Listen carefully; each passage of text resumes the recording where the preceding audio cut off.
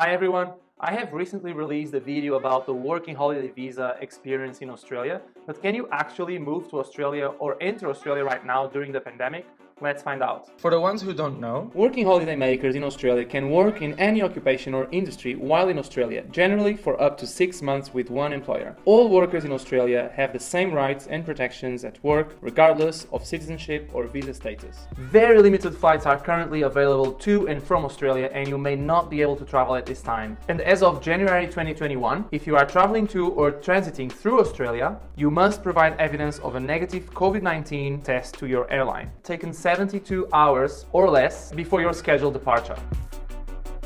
And there is another blocker. Unless arriving on a quarantine-free flight from New Zealand, all travelers arriving in Australia, including Australian citizens, must quarantine for 14 days at a designated facility, such as a hotel near the airport. And that's not all. You may be required to pay the full cost of your quarantine of 14 days. But now, to answer your question in a simple way, can you or can you not enter Australia right now if you hold a working holiday visa? The short answer is no. However, there are some exemptions as follows.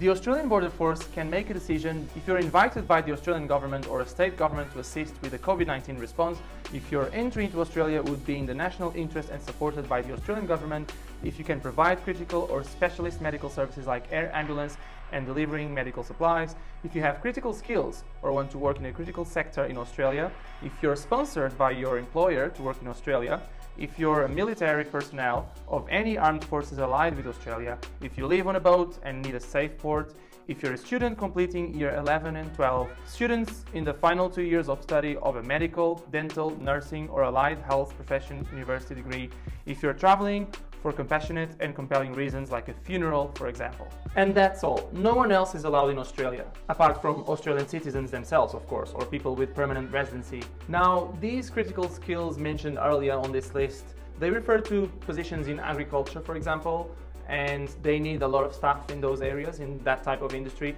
But the government hasn't made clear if that applies to people that are outside Australia. So far, the only news we got is that it's for people that are currently in Australia under the working holiday visa. Unfortunately, I don't think that it applies for people who hold the visa and are outside of Australia. In any case, if you wish, you can still apply for these exemptions online. I'll put the links down below after this video.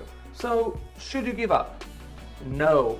As of the time of recording this video, February 2021, the Australian government has revealed that Australia's borders will reopen for international travel, quarantine-free, at around January or February 2022. Now that's a very long way to go, we know that. But unless you're over 30 years old or 31 years old, you should not give up. Australia has plenty of jobs to go for.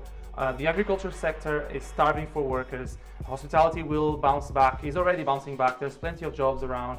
The people who stay in Australia, the people who are here with a working holiday visa, the ones that manage to stay and extend their visa with the COVID visa, they are actually having plenty of work opportunities. So this is still the land of opportunities in terms of work and travel. So don't give up and just postpone your plans.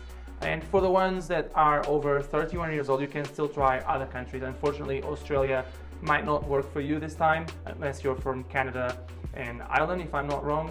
But you can try Canada or any other country that allows you to travel until you're 35 years old. Also, I've heard there are some bad news for those of you who have applied for the visa and you got the visa during the pandemic or before the pandemic started and you sort of lost that opportunity. Some people have complained and the government has given their money back and made it possible for them to reapply next year. You can still try and speak directly with the official authorities that issued your visa and see if they can reimburse you the value of the visa and allow you to reapply in 2022.